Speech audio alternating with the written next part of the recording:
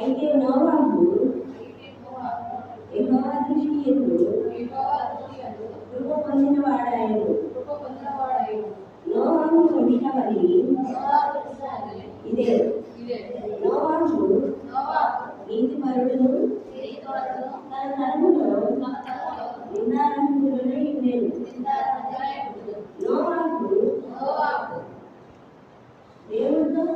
దేవుడితో కూడా నడిచినవాడు. షేము హాము యాపెతు ముగ్గురు కుమారులు నోవాహు కనెను. భూలోకము దేవుని సన్నిధిని చెడిపోయి ఉండెను. భూలోకము బలాత్కారంతో నిండి ఉండెను. దేవుడు భూలోకమును చూసినప్పుడు అది చెడిపోయి ఉండెను. భూమి మీద సమస్త శరీరులు తమ మార్గమున చెరిపివేసుకొని ఉండిరి. దేవుడు నోవాహుతో సమస్త శరీరం మూలంగా భూమి బలాత్కారంతో నిండి ఉన్నది కనుక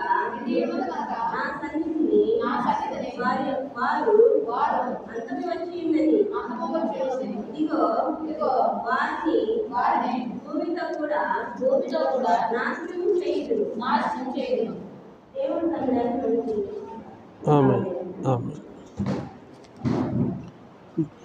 దేవుడు అంటున్నాడు, నేను నిన్ను జలప్రళయం నుంచి నిన్ను తప్పించాలనుకుంటున్నాను.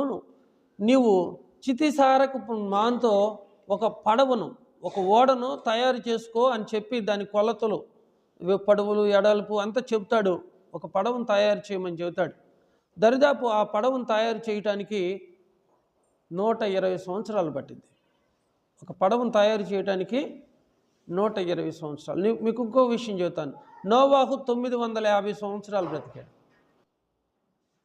ఆయన దేవునితో నడిచిన వాడు, నిందారహితుడని సాక్ష్యం పొందాడు. భూమి మీద దేవుని యొక్క కృపను పొందుకున్నవాడు, దేవునితో సమాధాన పడిన వ్యక్తి నోవాహు. తన కుటుంబాన్ని కూడా దేవునిలో కట్టుకుంటూ ఉన్నాడు. దేవుడు నోవాహు కుటుంబాన్ని రక్షించాలనుకున్నప్పుడు నోవాహుకు దేవుడు ఏం చెప్పాడంటే, నువ్వు ఒక ఓడను తయారు చేసుకోమని చెప్పాడు. దాని పొడవు ఎంత, వెడల్పు ఎంత, దాని కొలతలు ఎలాగ ఉంటాయి అని చెప్పాడు. చెప్పినప్పుడు నోవాహు ఆ మాటను నమ్మి దేవుడు చెప్పినట్లుగా ఓడను తయారు చేస్తూ ఉన్నాడు. ఓడను తయారు చేయాలంటే దానికి చాలామంది కష్టపడాలి. వాళ్ళు కష్టపడితే అది అవదు.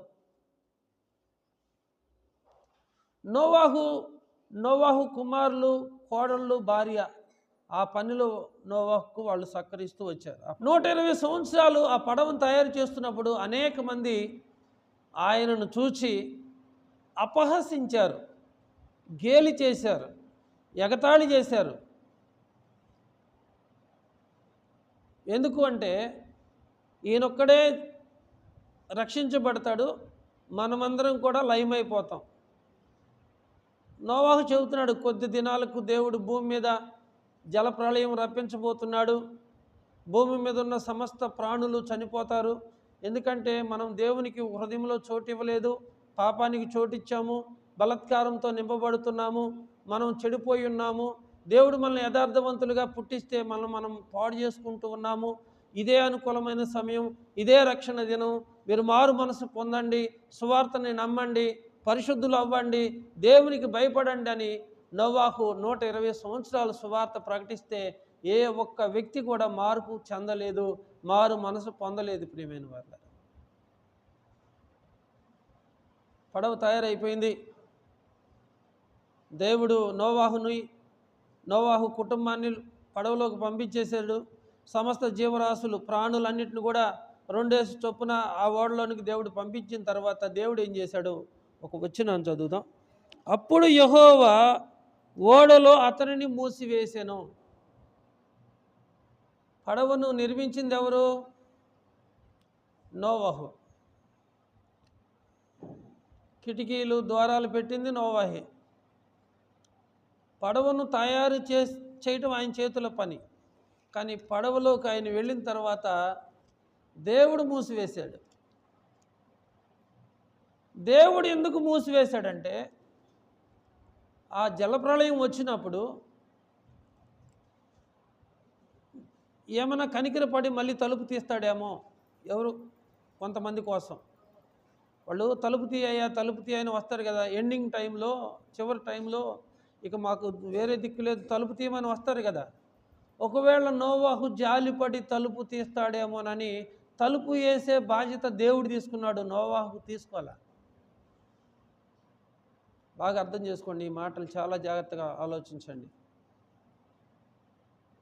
మనుషులు అప్పటికప్పుడే కోపడతారు, అప్పటికప్పుడే జాలి పడతారు.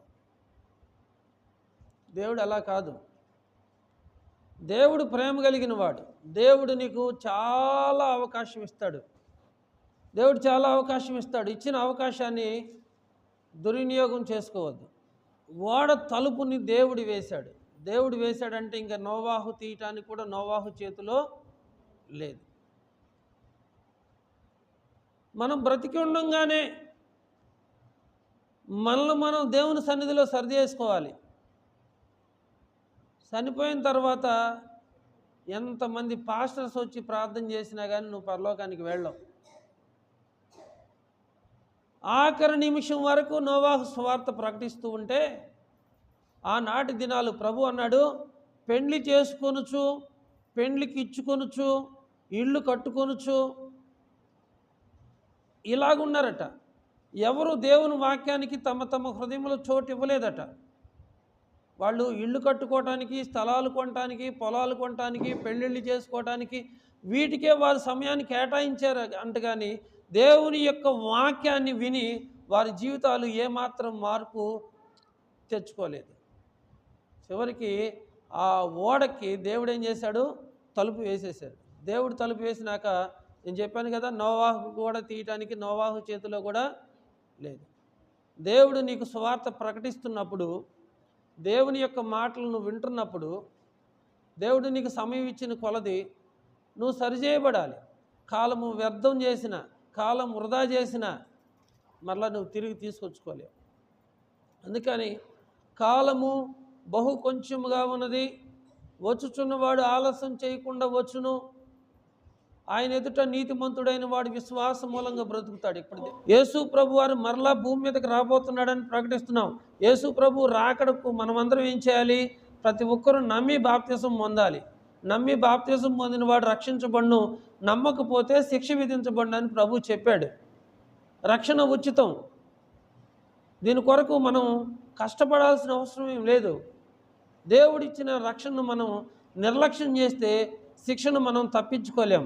ఆనాటి దినాల్లో నోవాహు 120 సంవత్సరాల సువార్తను ప్రకటిస్తే ఒక్క వ్యక్తి కూడా మార్పు చెందలేదు, మారు మనసు పొందలేదు. చివరికి జలప్రళయం రానే వచ్చింది. భక్తిపరుడైనటువంటి నోవాహు తన కుటుంబాన్ని మాత్రం రక్షించుకోగలిగాడు, కానీ మరెవరిని కూడా ఆయన బోధ వలన రక్షించుకోలేకపోయాడు. దేవుడు ఓడలోనికి పంపించిన తర్వాత ఆ తలుపు మూసివేసేశాడు. ఇక జలప్రళయం రానే వచ్చింది. 40 పగళ్ళు 40 రాత్రులు విరామం లేకోకుండా వర్షం పడింది. దాదాపు ప్రియమైన వాళ్ళ పడిన వర్షానికి పెద్ద పెద్ద పర్వతాలు సైతం మునిగిపోయినాయి అంట. పెద్ద పెద్ద పర్వతాలు సైతం మునిగిపోయినాయి. భూమి మీద ఉన్నటువంటి సమస్త ప్రాణులు, మనుషులు, జీవరాశులు అన్నీ చచ్చిపోయినాయి. అన్నీ చచ్చిపోయినాయి. కానీ నోవాహు కుటుంబం మాత్రమే రక్షించబడింది. నోవాహు కుటుంబం ఎందుకు రక్షించబడిందంటే ఆయన దేవుని యందు భయభక్తులు కలిగి దేవుని చిత్తానికి లోబడినటువంటి వ్యక్తి. పరిశుద్ధ గ్రంథంలో మనం చాలామందిని చూస్తాం. కొర్నేలి ఉన్నాడు. ఆయన బహుదాన ధర్మాలు చేస్తాడు ప్రజలకి. ఎల్లప్పుడూ దేవునికి ప్రార్థన చేస్తూ ఉంటాడు. ఒక ఉన్నత ఉద్యోగంలో ఉన్నాడు. పేతురు వెళ్ళి కొర్నేలికి సువార్తను ప్రకటించినప్పుడు కొర్నేలి కుటుంబం, మరి బంధువులు, ముఖ్య స్నేహితులు అందరూ కూడా రక్షించబడ్డారట. అందరూ రక్షించబడ్డారు. ఎందుకు నేను చెబుతున్నానంటే భూమి ఎవరికి శాశ్వతం కాదు. భూమి మీద మన దినములు కొద్ది దినములే. మన జీవితము, మన ఆయుష్ బహు కొద్ది కాలమే. ఇప్పుడు సగం ఆయుష్ అయిపోయి ఉండేది మనకు తెలిసి, సగం జీవితం అయిపోయింది. మనం సరి చేసుకోవాలి. ఆనాటి దినాల్లో నోవాహు ఎంత సువార్త ప్రకటించినా ఎవ్వరు కూడా మారు మనసు పొందలే. కానీ నోవాహు కుటుంబం రక్షించబడ్డది. ఆ జలప్రళయం నుండి తప్పించబడిన తర్వాత దేవునికి కృతజ్ఞతాస్తుతులు చెల్లిస్తున్నాడు. ఆదికాండం 8వ అధ్యాయం 20వ వచనం.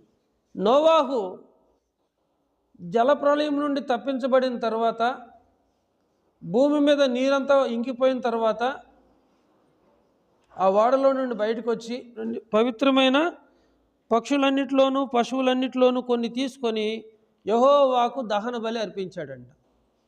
ఆయన మొట్టమొదటిగా ఓడలో నుండి బయటకు వచ్చిన తర్వాత దేవునికి ఒక పరిశుద్ధమైనటువంటి బలి అర్పించాడు. ఏంటి ఆ పరిశుద్ధమైన బలి అంటే? పవిత్రమైన పశువులు, పవిత్రమైనటువంటి పక్షులు కొన్ని తీసుకొని దేవునికి దహన బలి అర్పించాడట. దహన బలి అర్పించాడు. అసలు దహన బలి అంటే ఏంటి? కొన్ని విషయాలు మీకు నేను చెబుతాను. దేవుడు మనకి ఏదైనా మేలు చేస్తే, దేవుడే మనకి ఏదైనా మేలు చేసినప్పుడు మనం కృతజ్ఞత కూడికని పెట్టుకుంటాం. అంతేమ్మా?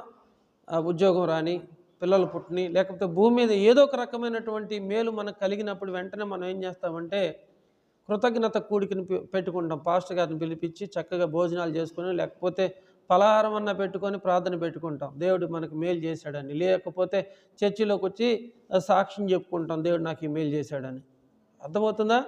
ఆనాటి దినాల్లో నోవాహు జలప్రళయం నుండి తప్పించబడిన తర్వాత, ఆయన బయటకు వచ్చిన తర్వాత మొట్టమొదటిగా చేసిన పని ఏంటంటే పవిత్రమైనటువంటి పశువుల్లోనూ పక్షుల్లోనూ కొన్ని తీసుకొని దేవునికి దహన బలి అర్పించాడు.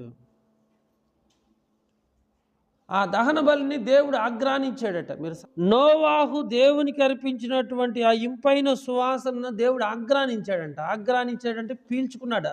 అది ఆగ్రానించడం అంటే దేవుడు ఆస్వాదించాడు. అంటే మనం అర్పించే అర్పణ దేవునికి ఇష్టమైనదిగా ఉండాలమ్మా. దేవుడు ఈ ఆగస్టు మాసం 1వ తేదీ నుండి 31వ తారీఖు వరకు మనల్ని కాపాడుతూ వచ్చాడు. చాలామంది చిన్న వాళ్ళు కూడా చనిపోతున్నారు. మరీ ఎక్కువగా 40-50 సంవత్సరాల మధ్యలో వాళ్ళే ఎక్కువ మంది జారిపోతున్నారు. దేవుడు ఆగస్టు మాసం అంతా మనల్ని కాపాడుతూ వచ్చాడు. మరి మనం ఎలాంటి బలి దేవునికి అర్పించాలి? జలప్రళయం నుండి నోవాహును దేవుడు తప్పించినప్పుడు నోవాహు పవిత్రమైన పశువులు, పవిత్రమైన పక్షులు తీసుకొని దేవునికి దహన బలి అర్పించాడు. ఎందుకంటే ప్రజలందరూ లయమైపోయారు, భూమి అంతా లయమైపోయింది. కానీ నోవాహును మాత్రం దేవుడు సేవ్ చేశాడు కనుక కృతజ్ఞత అర్పణ దేవునికి చెల్లిస్తూ వచ్చాడు. భూమి బలాత్కారంతో నింపబడి ఉన్నప్పుడు, భూమి చెడిపోయినప్పుడు నోవాహు చెడిపోలే. దేవుని కన్నులు ప్రతి స్థలంలో ఉన్నాయి. అవి నిన్ను, నన్ను, మనలందరిని కూడా చూస్తున్నాయి. అందుకని దేవుని వాక్యం తెలియజేస్తుంది, ప్రభు కన్నులు నీతిమంతుల మీదను, ఆయన చెవులు వారు చేసే ప్రార్థన వైపు ఉన్నవి, కానీ కీడు చేయు వారికి దేవుని ముఖం విరోధంగా ఉందండి.